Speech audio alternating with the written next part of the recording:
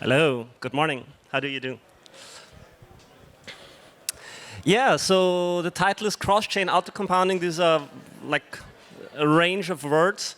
Let's start with Polkadot. So Polkadot is founded off the premise of creating an internet of blockchains, basically.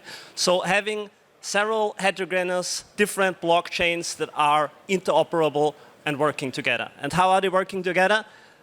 With XCM. So XCM is the language that allows blockchains to talk to each other. And Polkadot has come a long way. I think that, when was the white paper from? 2015 or so? 2000, like something like that. So XCM is there. We see a lot of XCM activity already. But most of the activity today is basically token transfers. So the most basic use case of sending an XCM message from one chain to the other and saying, hey, this user is sending you tokens. But XCM is basically a language for chains to talk to each other. And so you can build any use case on top of XCM. And if we see the Polkadot vision come to reality, we will see a multitude of use cases of how chains are going to communicate and messaging to each other what is happening in the network, gossiping. And as Mangata and OAK, we are very proud to say that we believe we have launched the first non-token transfer use case. So the first use case of chains interacting in a way with each other to realize the vision of Polkadot. And so what we built together is cross-chain auto-compounding. So we have two different chains that are working together on behalf of the user to automatically compound tokens. My part of the presentation is free memes, and then I'm handing it over to the experts. So we will go into the technical details a little bit, but what auto-compounding is basically is that you're, in a way, dollar cost averaging into a liquidity position continually. So you're getting rewards and you're automatically reinvesting them. So it's basically, if you're a DEX user like me, you visit the DEX once a day or once a week, you claim your rewards, and then you reinvest it, and you do this every day. It's like a daily routine.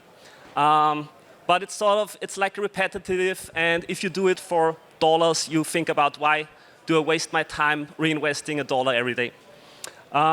While in reality, what you want to do is you want to fire and forget and basically just do it. And on many EVM systems, it's already possible. It's like part of the game already. But on Substrate, it wasn't the case until we did it. And so, yeah, we see this as the start of XCM becoming a reality, where we start with small use cases like trustless remote auto-compounding. But it escalates to the point of where we can build the core infrastructure of Web3 with automation providers like OAK that allow you to do stuff automatically. But I guess you will tell us more. So this is us going to present today. I'm Tommi, leading the growth for Mangata Finance. Yeah, I'm Marian. I was the developer at Mangata, and I was responsible for the initial implementation of the tasks. I'm Christian from Oak Network, and I'm the head of research and education, and I'm also the Polkadot head ambassador for Australia and New Zealand.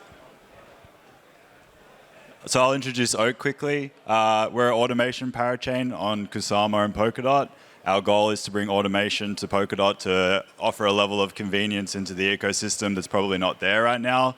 We're all about scheduling single or recurring tasks and offering the first ever remote execution from our blockchain to other blockchains. Right. And we're representing Mangata Finance.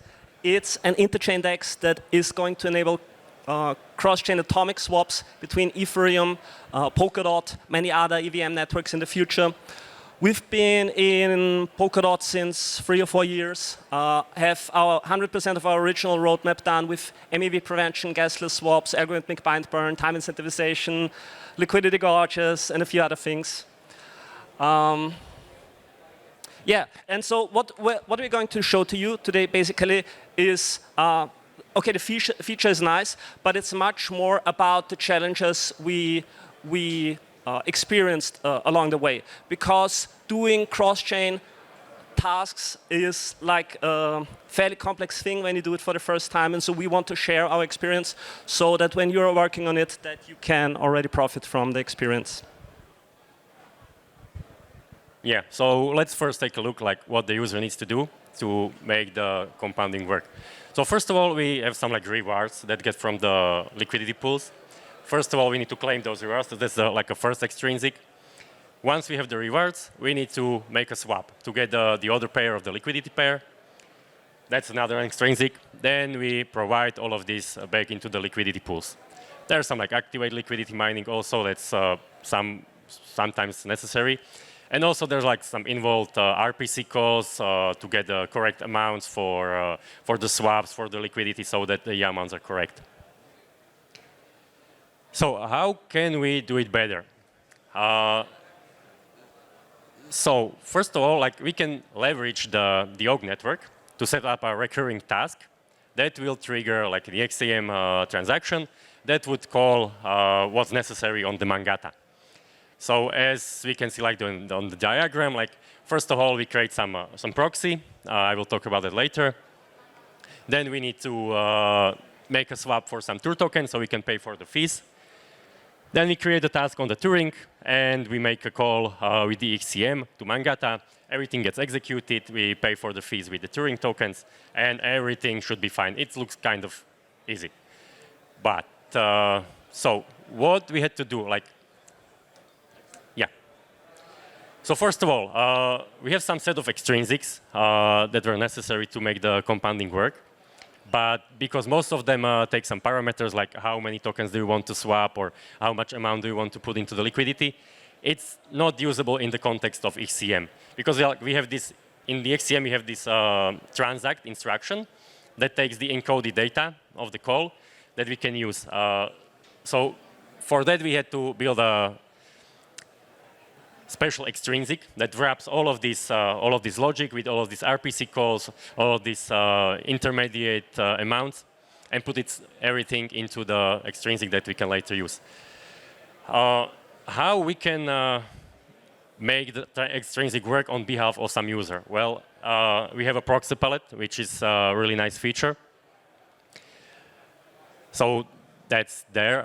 Also, the OAK network uses the descent origin instruction that's sent with the XCM message that provides us with the account information from the OAK network, and we then use the proxy palette to get the proxied account on the Mangata side, so we can execute everything. Also, it has nice features with some call filters, so we can only allow the auto-compounding extrinsic and nothing else, so it's pretty safe. Once we have all of these building blocks, it's time to execute it, and we need to determine the amount of fees, because there's a lot of them. So let's take a look first at the Mangata. So basically, when you receive the message, we need to pay for the fee to execute the XCM message itself. So that's the first fee. Then we have the auto-compounding extrinsic. That's the other fee that needs to be paid. And this needs to be paid for every execution on Mangata. And it's paid in Tur tokens, because the message comes from the OAK network, so we use their tokens to pay for the execution. Then we move to the OAK network. First of all, for the setup, we need to cover the fees for creating of the task. And then we also need to cover the fees for every execution that we plan ahead. So that's another number. Then we move back to Mangata to set up everything up. First of all, we need to set up the proxy, as I already said. Then we need to swap some Mangatas for Tur tokens, because obviously the user doesn't know that such thing as Tur tokens exist in his perspective. So, and we need to send those tokens back to Turing. So that's another fee for the execution on Mangata and another fee for the execution of the X token transfer on the Turing side. So yeah, a lot of fees. We need to put everything somewhere, display it to the user, and make sure that we have everything. Now it's time to run the thing and test it. So once we had like a test, testing environment was like the most painful stuff with all of this.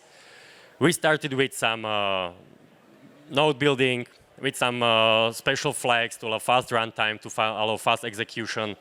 Once we had the nodes, run it with ZombieNet, for example. Then we had to like set up everything up on Mangata, for example, like the rewards, the pools, the tokens, the XCM configs, everything. So it really was like time-consuming and tedious. Obviously, the test would fail, so we had to iterate a lot, and it was really annoying to like do this all over again. But eventually, thanks to the chopsticks from Akala friends, like it's for me as a developer, that was really a game changer. So I really recommended using it. It allowed me to have a testing environment in seconds. Like I had only this config with everything set up, just run it, and I was able to run the test. So it was really amazing, really, yeah. Yeah, so Tommi mentioned earlier that we encountered a lot of interesting kind of issues by trying to implement such an innovative feature. And something that we encountered was definitely due to our documentation.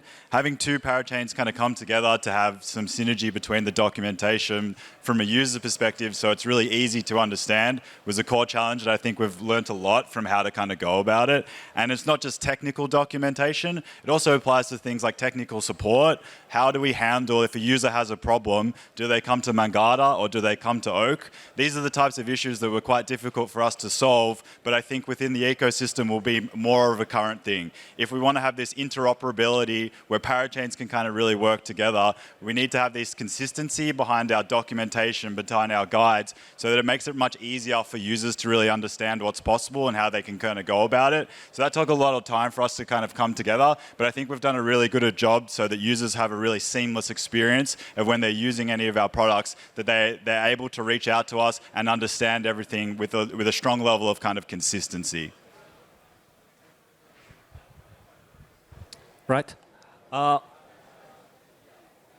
Yeah, one more thing to mention here is that we wanted to highlight that because this is a cross-chain use case, and you might notice saying the dApps are basically happening between the chains. It's the stuff that happens between the chains. And so to highlight this, we actually then partnered with YieldPay.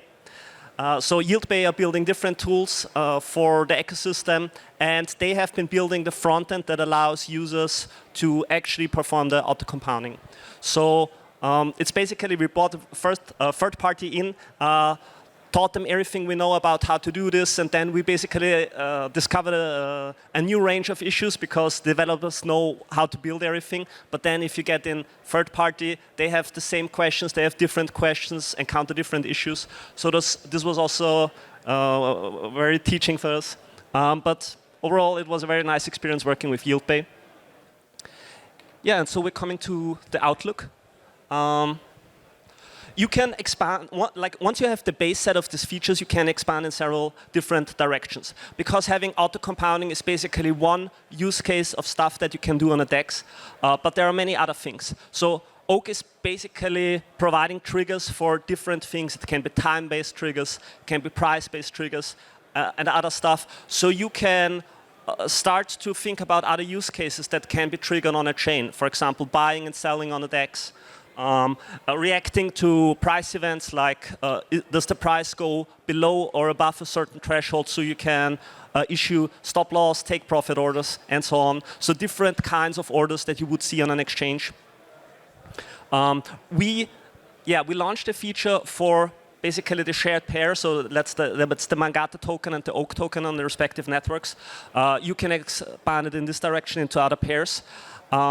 And we've been also like throwing back and forth ideas on how can we integrate other oracles that would become part of the mix. Maybe read the price on Mangata, then issue an XCM message to OAK, and then OAK could know how to handle the logic or any other use cases. So this is also going into the domain of thinking about how 3 or more parachains would be working together in an XCM setting. And I think with this, we are reaching the end. So thanks for listening, and if you have any questions, we are open for them.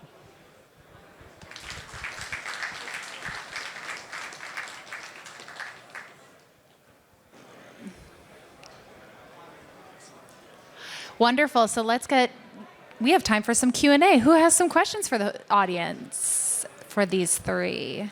All right. Test. Okay. So I tried out the Turing network, I think about 6 months ago or so, because I wanted to create a periodic task.